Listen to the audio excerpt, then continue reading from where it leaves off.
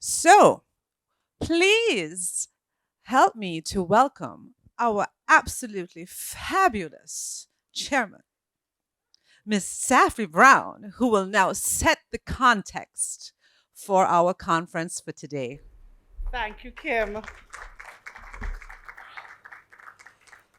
Hi, good morning, everyone. Oh, screen's gone.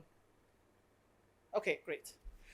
So, I want a special welcome to obviously Nicole, who has come in from Boston. And I have to tell you, Nicole was coming a number of times, right?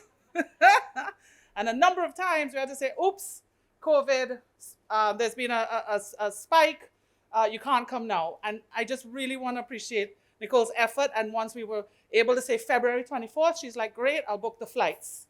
I'm pretty sure she was ready for another, oops, March 24th. But so I really appreciate the effort, Nicole, and for you making the time about 3 different times to come and see us. And special welcome, obviously, to our president, Butch, who is such a supporter of CVSS and has really helped us over these last few years of transition and transformation. You need really strong champions with you that also really support what you're doing when you're trying to make a lot of changes. And Butch really did provide that support and that direction for us at CVSS. So I really want to welcome and thank Mr. Hendrickson. And Bobby, we'll all try and be sexy today. So everybody, men, women, all of us, okay, see what we can do. Or at least if the work can be appealing. And we know that the work that we do is really important work. And we need to make sure that we can communicate how important the work is. Also, special welcome to my CVSS team, Nancy. Thank you so much for leading on this. And my executive, I don't want to start naming people, because if you don't name somebody out of that. But welcome to the CVSS executive, and most importantly, welcome to CVSS members. This is for you, right? This is why we're here, okay? And it's really exciting today because we also have some new members who we haven't met before, because CVSS has been growing. And so because of COVID, we haven't been able to see and meet our new members. So we're really excited that you guys are here. And I really hope you take the opportunity to network. Nancy's told me we can't walk around too much. I say walk around, chat. Just keep your mask on and keep a little distance while you chat, right? We're not leaning in anymore. But really good to have you guys here. Oh, and a special welcome to Paul Sully. And I have to say, Paul, when we did our volunteer conference back in 2019, just before COVID hit, Peace Corps was our partner for that conference. And Paul Sully was the country director for Peace Corps. So he's here today to make sure to support and continue the work. He is a lifelong volunteer. He's dedicated his entire life and he's actually stayed in Jamaica to volunteer. So welcome, Paul. So I want to talk a little bit about the context where we are. A couple years ago, I did some research for the National Commission on Violence Prevention, and we surveyed quite a lot of NGOs in Jamaica, specifically looking at those doing violence prevention work, right? Which for most of us were involved in that kind of work. And they found that there were these key areas that we needed to look at for sector growth. We needed to look at access to funding. Okay, it's always number one, right? Access to funding, organizational capacity, always a big issue for us as well as civil society here in Jamaica. Evidence-based methodology. And we know the language and what's been said about we don't have the evidence for the social interventions. We're not able to prove beyond outputs, have we shown real change, real impact? This is a key area, a key concern for many of us, our organizations. Multi-sectoral collaboration, which is what we're here today to talk about. Because there was this sense that we all worked in silos between the sectors. And really, we needed to look at how we could come across the different sectors to work together, how we looked at multi-sectoral collaboration. And so that's really what today is about, right? So we're going to kind of hone in on that today. And then a kind of legal framework for CSOs. Civil society is changing. You have social enterprises and impact businesses creating social and environmental value. We're not quite sure, do they stay in company's office and TAJ? Do they move over to Department of Friendly Societies and Co-ops to become charities? Some organizations are finding themselves in a bit of a no man's land. And for you yourselves, as you look to your own sort of financial and business model, what are your opportunities to move beyond grant funding, membership fees and so on? But we're not looking at that so much today. Today is really about the collaboration. And so what we found when we were doing the research is that there's a real level of mistrust between government of Jamaica and CSOs. Over the years, GOJ has not supported civil society as much as they used to. A lot of the funding has started to go into government social interventions. And what you find is that community structure has started to be a little bit, has started to be dismantled. It wasn't in one fell swoop, it was gradual, it happened over time, but the kind of support the communities need and NGOs and organizations need is not necessarily where it needs to be for us to deliver the work that we deliver. Perceived lack of value placed on CSOs by government. So again, this was another big area that when the government goes and does interventions and they support certain groups, that they don't necessarily bring civil society to the table. And so our own sense of how we place ourselves front and center as essential to what the government does, that we can provide real technical expertise, right? We know where the communities are that we need to serve. We know what the issues are. So engage us, and don't just engage us when there's a huge problem. Engage us when you're developing national strategy, like fully engage us, okay? And one of the findings that with regards to this was that they come and they consult with you, but they don't fully involve you, right? Or involve us. And this was an area that we wanted to look at.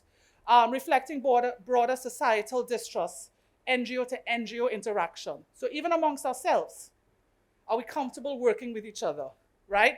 Are we concerned that there's going to be kind of limited resources? So, we don't really want to work together because we need those funds. And we understand why, right?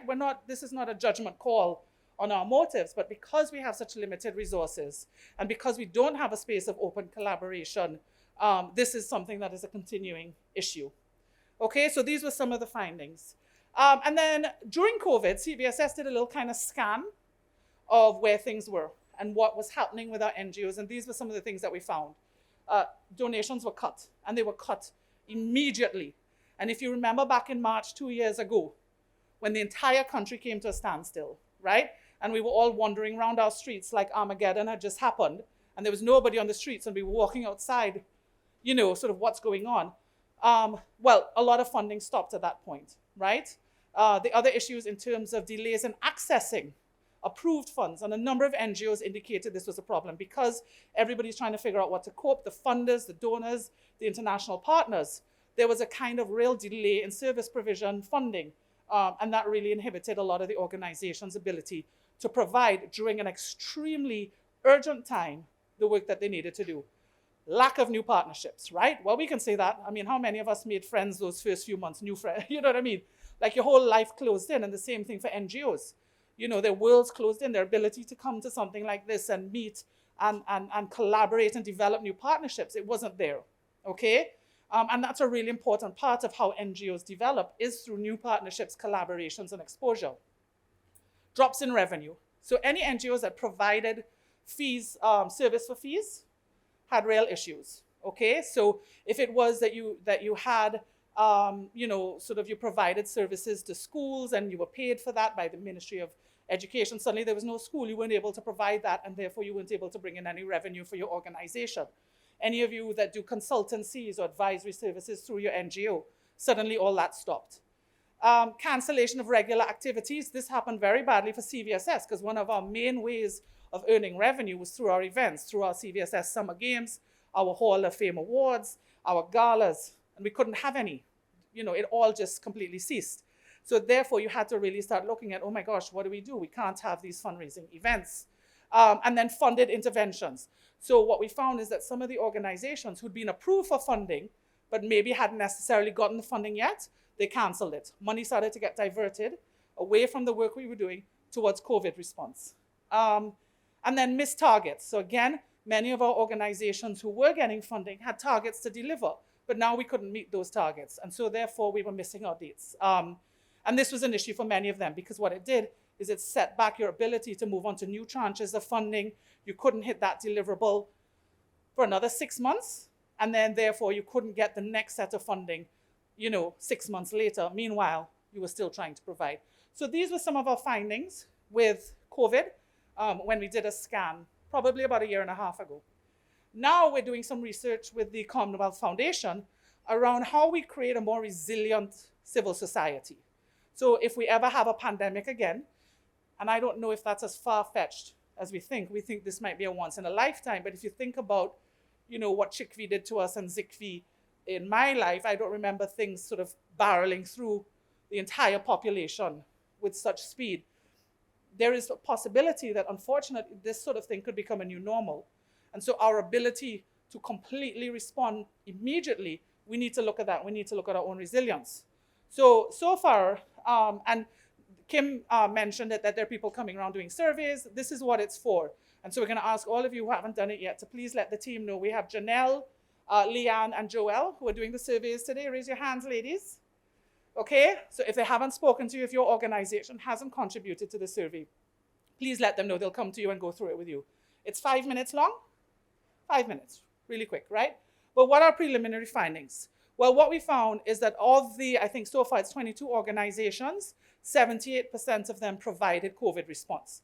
But of those 78%, only 50% got funding for COVID response. So clearly, they had to dip into their resources to be able to provide COVID response. And this is an issue when we look at, during that time, how much more support organizations would need, but how little support would come in to support that work. Okay, so it's sort of like what, I'm not an economist. Butch, maybe you can tell me a little more. When things are bad for an economy, you spend, right? Well, when things are bad for an NGO, right, or for civil society organizations, you can't really spend because money is not coming in. So we got to grow. When things get really bad, we need more money to come in because that's when we need to do more work. So how do we make that happen? How do we have that national response? When there's a big hurricane, all this money comes in. Hurricane relief, hurricane disaster relief. What happened with COVID? Right? And so a little later, we'll talk about one of the COVID responses in terms of disaster funds. We'll talk about that a little later. So in terms of the challenges, the gaps and the needs, we found the temporary suspension of services during lockdown, inability or delay to adapt, huge issue, because many of our NGOs didn't have the technology requirements. They didn't use tech as part of their work and how they deliver their services. Many of your organizations, you can't, or you feel like you can't, and the kind of specialist software you might need to communicate with your population costs a fortune, right? And so those were some of the things that we looked at, the ability to adapt. This was an issue that's been identified. And limited coordination with government, private sector, and CSOs. So at this point, everybody looked into themselves, and we stopped looking across at how we could all collaborate. These were the initial findings, right? So we'll see if when you guys continue to answer these surveys and questions today, whether that changes, but these are some of the initial findings. So Abilities Foundation, for example, one of our members says, when it comes to education, it's difficult to teach online to those with disabilities, okay? This was one of their findings, that they had found it really difficult to pivot during COVID to be able to provide their services. With regards to Adventist Development and Relief Agency, they said the dependence of funding had an effect on distribution of funds and overseas volunteers who used to assist, right? Now is really difficult because how could we be asking overseas to be helping up? Everybody's in crisis. Everybody who would normally help is in crisis. So they're trying to, the whole world is trying to find their feet during this time. So us saying, well, you guys need to be sending the support that you normally support, they're just trying to find their feet where they are. All right, it was unfair of us to think that we would continue to be on everybody's priority list when everybody's, places like New York had such high fatalities. They were in a real crisis. And for us to recognize that many of these developing countries where our diaspora are, that would normally mobilize for us if we had a hurricane, were in and of themselves going through a disaster, and we're trying to figure out how to respond. Churches also have had a great difficulty because obviously their revenue comes from having church and people giving during church. And so they'd identified at the point where churches were needed more and their social provision was needed more, there was a collapse in funding, okay? So we gotta look at how we address this in terms of resilience. And Diabetes Association of Jamaica, who CVSS partnered with very closely during COVID, talked about the fact that patients were too scared. Everybody who's at risk, immunocompromised, comorbidity, stay home, don't come out.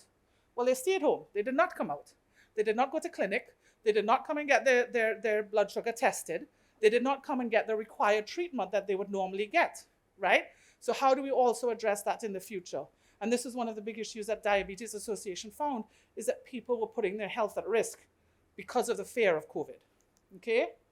And so some of the ideas so far on the way forward, and we're going to talk about more of these throughout the day, have to do with capacity building, right? We always talk about capacity building, but capacity building has to be from the context also of leadership. And when something happens, how does the leadership move into action to start getting the right kind of responses, right? And we can't sort of, again, we've got to figure out if the unexpected happens, how do we respond? Which I know is really hard, because if it's unexpected, how do you know? I mean, it's a tricky one, right? Greater collaboration with government for proactive approaches. All right, we've got to work more closely with the government. We've got to figure out how to collaborate better with them. It must happen. It cannot continue to be that the government does what they do, and then we're kind of left out, not able to really fully participate. 2 minutes. I'm nearly done. Boy, they are not playing. Nancy and Kim are not playing with me today. And then we want to strengthen the partnerships of CSOs for impactful implementation of community-based interventions and emergencies. We've got to figure out disaster response better. It's not just the hurricanes anymore, okay? So we got to look at this as we're moving forward. So these are some of the initial findings that we've come across. This is kind of what we want to talk about today when we look at the pandemic, when we look at resilience moving forward, when we look at overall collaboration. Looking at what happened during the pandemic is a really good example to guide us in what the shortcomings were, right? What were the flaws? What do we need to strengthen? And so if there's another pandemic, our organizations, are we resilient? Are we responsive? And are we ready? Okay, and we really want this to be guiding the conversation today. We've got to figure out a strategy, because next time it could be much worse. Knock wood. I don't have any wood up here, but knock wood. Right, Kim knocks her head. Okay, so that's kind of day. Kim, what happens next? Do I just leave? No? Okay, I'll do the next. Yes, okay. So that sets the context for today. And as I mentioned, we do have an incredible guest speaker here today who has been coming for 3 times and finally made it, and we really are appreciative.